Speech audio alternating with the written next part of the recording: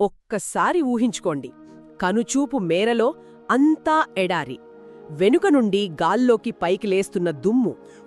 భయంకరమైన దృశ్యమది. అవును, ఆ దుమ్ము వెనుక నుండి ప్రపంచంలోనే అత్యంత క్రూరమైన ఫరో సామ్రాజ్యపు రథాలు తరుముకొస్తున్న శబ్దం.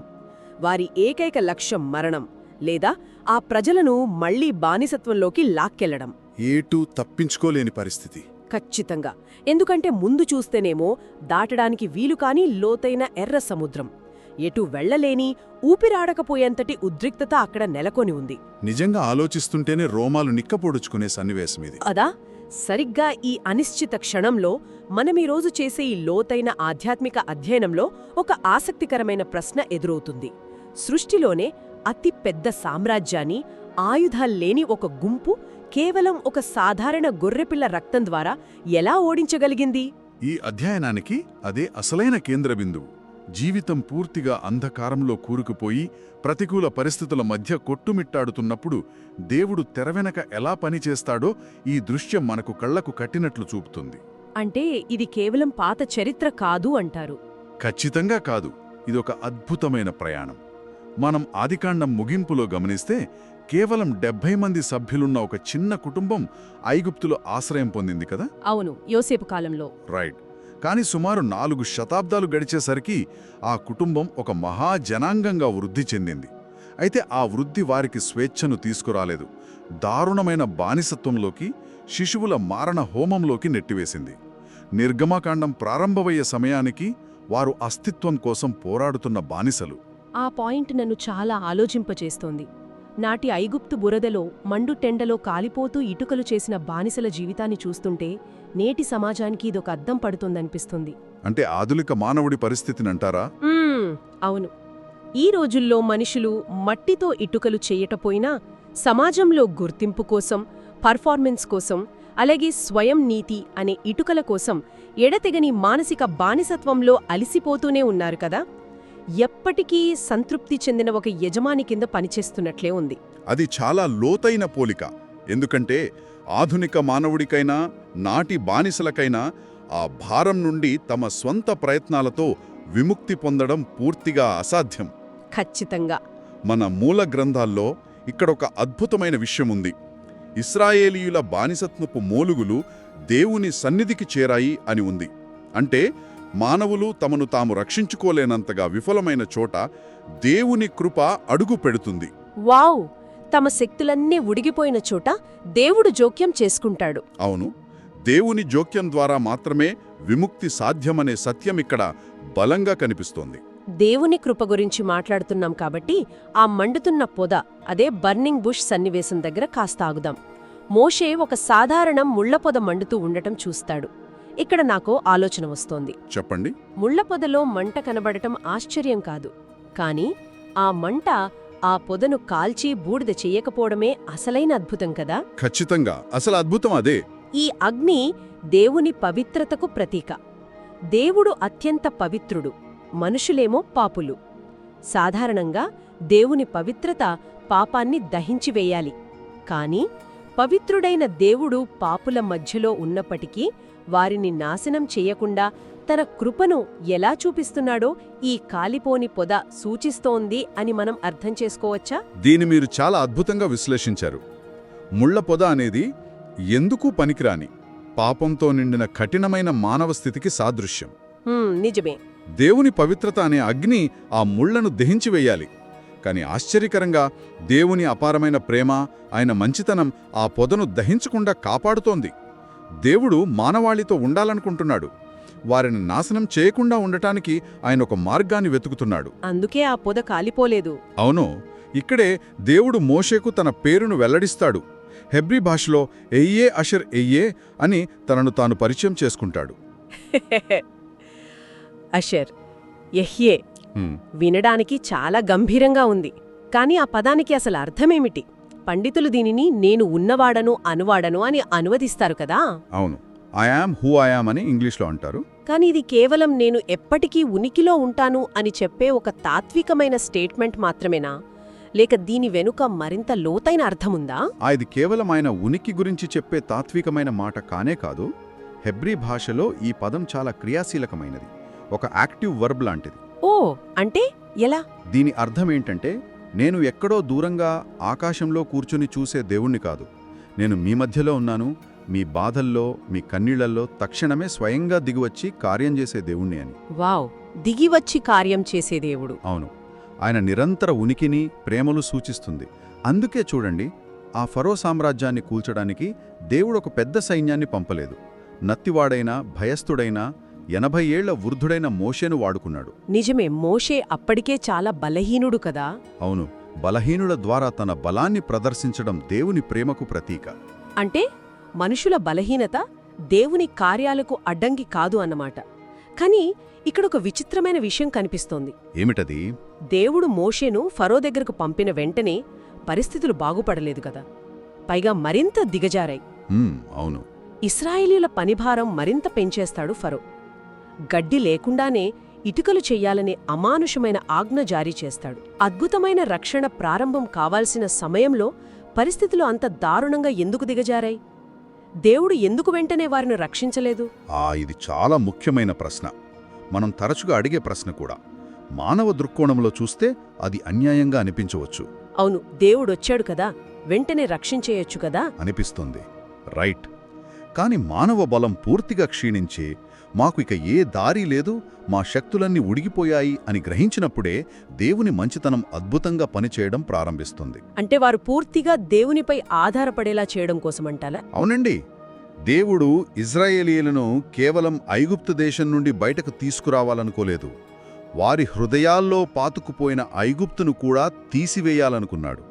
అద్భుతమైన మాట చెప్పారు, హృదయంలో ఉన్న ఐగుప్తును తీసివేయడం. ఆ తర్వాతే దేవుడు 10 తెగుళ్లను రప్పిస్తాడు. ఇక్కడ మనం గమనించాల్సిందేంటంటే, ఆ 10 తెగుళ్లు కేవలం ఫరోను భయపెట్టడానికి చేసిన ఇంద్రజాలాలు కావు. ఓ మరింకేంటి? ఐగుప్తులో వారు ఆరాధించే నైలు నది దేవత, కప్పల దేవత, సూర్యభగవానుడు లాంటి 10 ప్రధాన దేవుళ్లపై యెహోవా దేవుడు సాధించిన సంపూర్ణ విజయమది. వావ్, అంటే ఒక్కో తెగులు ఒక్కో ఐగుప్తు దేవునిపై సాధించిన విజయం అన్నమాట. ఖచ్చితంగా. ఆయన సార్వభౌమాధికారానికి అవి నిదర్శనాలు. వాటన్నింటిలో అత్యంత ముఖ్యమైనది, నిర్ణయాత్మకమైనది చివరి తెగులు, అదే పస్కా పండుగ. ఈ నిర్గమకాండం మొత్తానికి దేవుని అద్భుత రక్షణకు ఇదొక కేంద్ర బిందువు. అవును. గ్రీకు మరియు హెబ్రీ భాషల్లో దీనిని పస్కా అంటారు. అంటే దాటిపోవడం, పాసోవర్ అంటాం కదా. ఇది భవిష్యత్తులో రాబోయే క్రీస్తు అనే గొర్రెపిల్లకు ఖచ్చితమైన ప్రతీక. ఆ రాత్రి జరిగిన సంఘటన చాలా గంభీరమైనది కదా. అవును.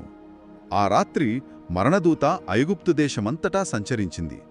గుమ్మం మీద గొర్రెపిల్ల రక్తం లేని ప్రతి ఇంట్లో తొలిచూలు పిల్లవాడు మరణిస్తాడు అని దేవుడు ముందుగానే హెచ్చరించాడు. ఇక్కడ దాగిన సత్యమేమిటో తెలుసా? ఆ మరణదూత ఇంటి లోపల ఉన్న వ్యక్తుల నైతికతను ఏమాత్రం పరీక్షించలేదు. ఇది చాలా ఇంట్రెస్టింగ్ పాయింట్. అంటే ఆ తలుపు వెనుక ఉన్నవాడు మంచివాడా చెడ్డవాడా అని చూడలేదా? అస్సలు చూడలేదు.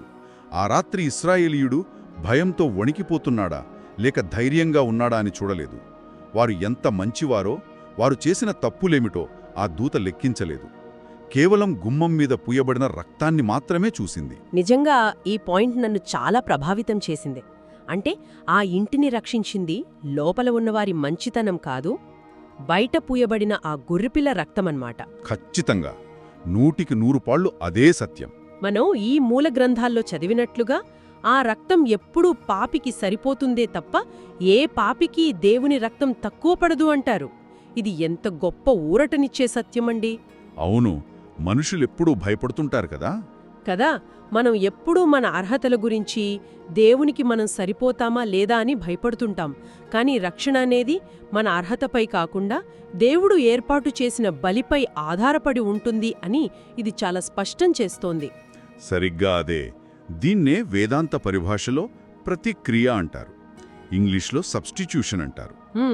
ప్రతిక్రియ అంటే మన స్థానంలో మరొకరు. అవును, మన స్థానంలో మన శిక్షను మరొక నిర్దోషి భరించడం. ఆ రాత్రి భోజనంలో వారు కేవలం మాంసాన్ని మాత్రమే కాదు, చేదుకూరలను కూడా తిన్నారు కదా. ఆ చేదుకూరలకు చాలా లోతైన అర్థముంది. చేదుకూరలెందుకు తిన్నారు?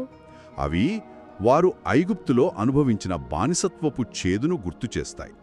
అలాగే తమ పాపాన్ని బట్టి వారు పొందవలసిన నిజమైన పశ్చాత్తాపాన్ని మరియు భవిష్యత్తులో మానవాళి పాపాల కోసం క్రీస్తు పొందబోయే అత్యంత చేదైన శ్రమలను అవి సూచిస్తాయి.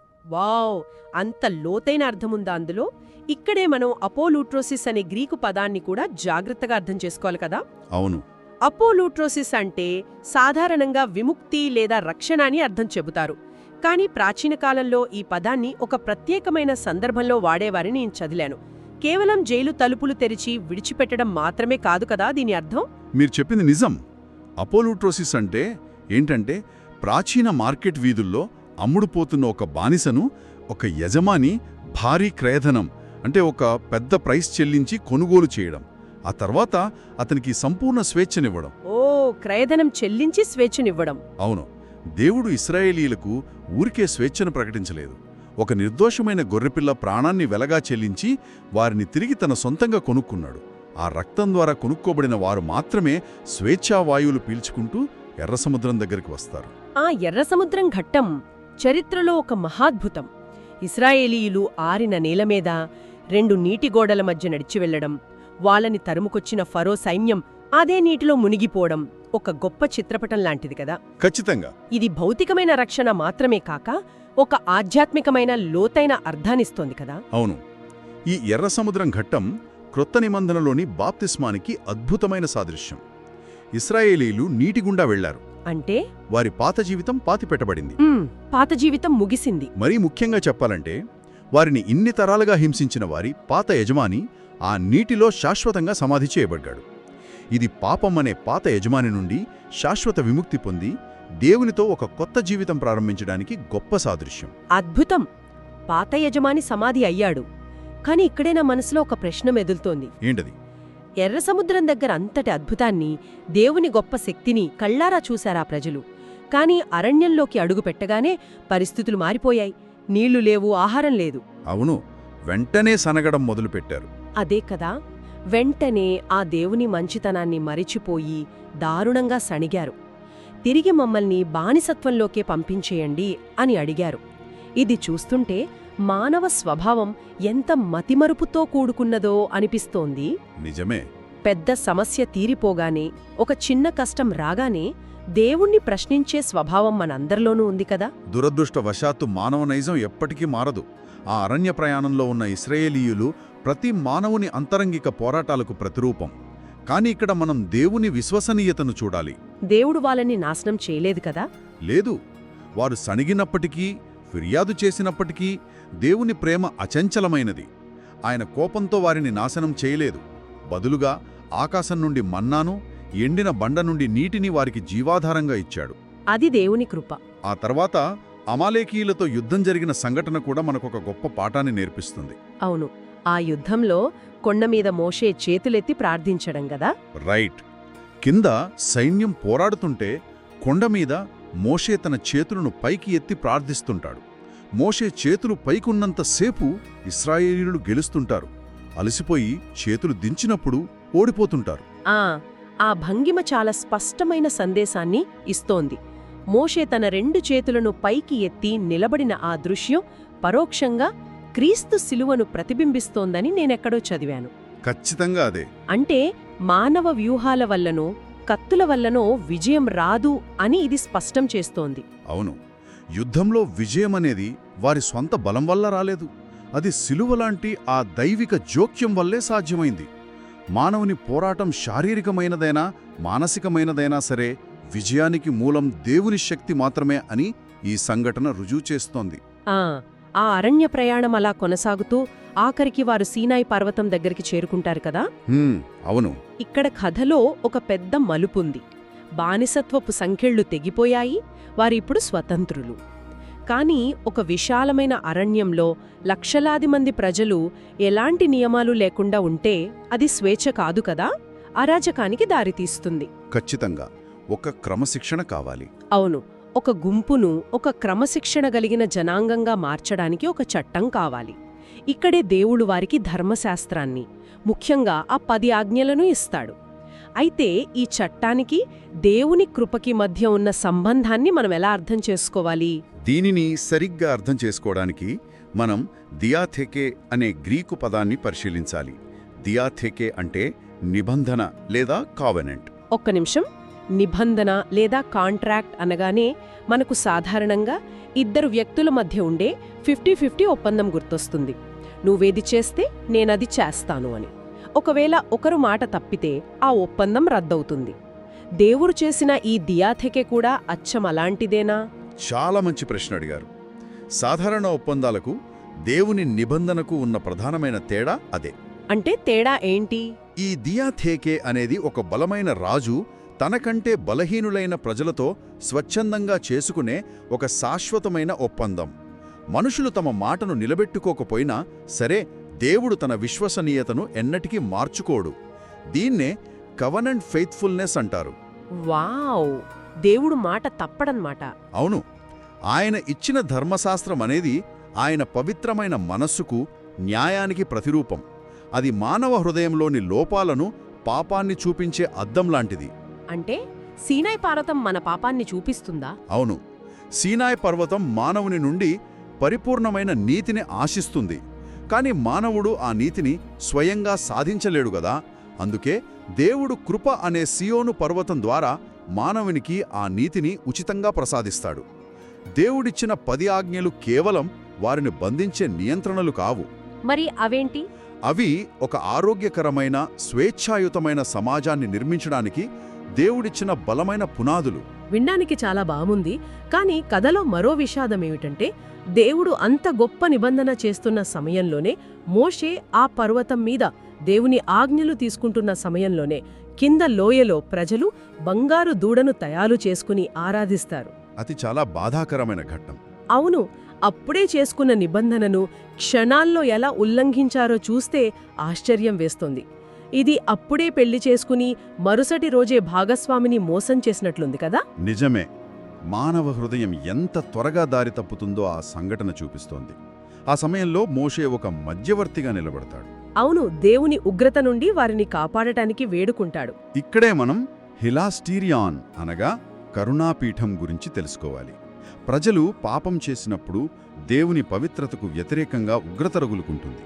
ఈ హిలాస్టీరియాన్ దాన్ని శాంతింపజేస్తోంది. ఓ, ఇక్కడే నాకొక ముఖ్యమైన సందేహం వస్తోంది. ఈ హిలాస్టీరియాన్ లేదా కరుణాపీఠం మీద రక్తం చల్లడం అన్నప్పుడు కొందరికేది ప్రాచీన అన్యమత విశ్వాసాలలాగా అనిపించవచ్చు. ఎలాగంటారు? అంటే అన్యమతాల్లో దేవుళ్లకు కోపమొస్తే వారిని శాంతింపజేయడానికి మనుషులు జంతువులను లేదా మనుషులను బలి ఇచ్చేవారు కదా. బైబిల్లో దేవుని కోపం కూడా అలాంటిదేనా? ఇదొక రకమైన రక్తపిపాసలాగా అనిపించదా? అసలు దీనికి బైబిల్ చెప్పే సత్యానికి ఉన్న మౌలికమైన వ్యత్యాసమేమిటి? ఇది చాలా బరువైన, అవసరమైన ప్రశ్న. అన్యమతాల్లో మనుషులు దేవుళ్లను తమ బలులతో లంచమిచ్చి కొనుక్కోవాలని చూస్తారు. నా కోరిక తీర్చు, నేను నీకు ఈ బలి ఇస్తాను అన్నట్లు. అవును, ఖచ్చితంగా అలాగే ఉంటుంది. కానీ బైబిల్లోని దేవుడు అలాంటివాడు కాదు. ఆయన అత్యంత న్యాయవంతుడు. కాబట్టి పాపాన్ని శిక్షించక తప్పదు. అదే సమయంలో ఆయన ప్రేమస్వరూపి. కాబట్టి మానవుణ్ణి రక్షించాలనుకుంటాడు. అంటే న్యాయం, ప్రేమ రెండూ ఉన్నాయి. అవును. ఇక్కడ అద్భుతమేమిటంటే, మనుషులు దేవునికి బలి అర్పించడం కాదు, దేవుడే మానవుల స్థానంలో తన స్వంత కుమారుడైన క్రీస్తును బలిగా ఏర్పాటు చేశాడు. వావ్! బలిని ఏర్పాటు చేసింది దేవుడే. అవునండి. పాపం వల్ల కోల్పోయిన జీవితాన్ని దేవుడే ఆ బలి పశువు రక్తం ద్వారా భర్తీ చేస్తాడు. దేవుడే శిక్ష విధించే న్యాయాధిపతి మరియు ఆయనే శిక్ష అనుభవించే రక్షకుడు. ఆ కరుణాపీఠం మీద చల్లబడిన రక్తం దేవుని పరిపూర్ణమైన న్యాయాన్ని, అపరిమితమైన కృపను ఒకే చోట కలుపుతుంది. ఎంతటి అద్భుతమైన వివరణ! ఆ కరుణాపీఠం దగ్గరే దేవుని కోపం, దేవుని ప్రేమ రెండూ ఒకేసారి నెరవేరాయన్నమాట. ఖచ్చితంగా. ఆ సందర్భంలోనే మోషేకు ఒక కోరిక పుడుతుంది. దేవునితో అంత సన్నిహితంగా మాట్లాడిన మోషే, నీ మహిమను నాకు చూపించు అని అడుగుతాడు కదా. అవును, దేవుణ్ణి చూడాలని ఆశపడతాడు. అప్పుడు దేవుడు, ఏ మనిషి నా ముఖం చూసి బ్రతకలేడు అని చెబుతూ అతన్ని ఒక బండ సందులో దాచి తన మహిమను వెనుక నుండి చూపిస్తాడు. ఇక్కడ ఆ బండ క్రీస్తే అని మన పరిశోధకులు వివరిస్తున్నారు. అవును. పవిత్రుడైన దేవుని ఉగ్రత నుండి, ఆయన తేజస్సు నుండి మనం భస్మం కాకుండా ఉండాలంటే క్రీస్తు అనే బండసందులో మనం దాచబడటం, ఆశ్రయం పొందటం ఎంత అవసరమో ఈ దృశ్యం మనకు కళ్లకు కడుతోంది. ఇది ప్రతి ఒక్కరి హృదయాన్ని తాకే ఒక లోతైన సత్యం. క్రీస్తులో దాచబడితే తప్ప దేవుని పవిత్రత ముందు నిలబడే అర్హత ఏ మానవుడికి లేదు. నిజమే. ఈ బండ సందు అనుభవం తర్వాత దేవుడు వారితో ఒక సంచార గుడారాన్ని నిర్మించమంటాడు. ట్యాబర్నాకల్ అంటారు ఇంగ్లీష్లో. ఆ గుడారం గురించి చాలా అధ్యాయాలున్నాయి కదా. అవును, గ్రీకులో దాన్ని స్కేనే అంటారు. దేవుని సన్నిధి వారి మధ్య ఉండటానికి దేవుడు ఏర్పాటు చేసిన అద్భుతమైన విధానం ఇది. ఈ సంచార గుడారాన్ని ఒక పోర్టబుల్ ఏదేనితో పోలుస్తారు కదా. ఇది చాలా మనోహరమైన ఆలోచన. అవునండి, పోర్టబుల్ ఏదేను వనం లాంటిదే అది. దేవుడు ఆ ప్రజలు ఎప్పుడో వాగ్దాన దేశం చేరి ఒక గొప్ప రాతి మందిరం కట్టే వరకు సుదూరంగా ఎదురుచూడలేదు.